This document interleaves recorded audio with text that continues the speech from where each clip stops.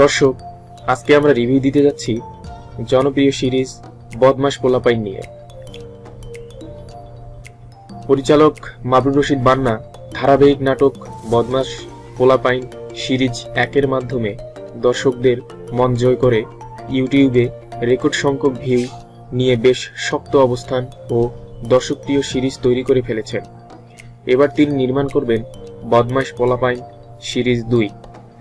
আর নতুন পুরাতনদের দিয়ে কাজ করিয়ে নাটক বেশ সাড়া ফেলেছে দর্শক সমাজে, তাই তিনি খুবই আশাবাদী এবং আবারও দর্শকপ্রিয় করতেই নির্মাণ করেছেন এই সিরিজটি। এবার দর্শকদের অপেক্ষার পালা, কবে আসবে সিরিজ 2 বদমাশ পোলাপাইন। বদমাশ পোলাপাইনে অভিনয় করছেন জনপ্রিয় ইউটিউবার প্রত্যয় হিরণ, জনপ্রিয় অভিনেতা ফজলুর রহমান বাবু, মারজুক রাসেল ও মনিরা ফেরদৌস মিঠু। মূলত এদের কারণেই নাটকটি বেশ জনপ্রিয় হয়ে উঠেছে। আবারও আশা করা হচ্ছে বদমাশ পোলাপাইন সিজন 1-এর মতোই সিজন 2 সিরিজটিও যথাযথভাবে জনপ্রিয়তা লাভ করবে এবং সবাই খুবই আশাবাদী।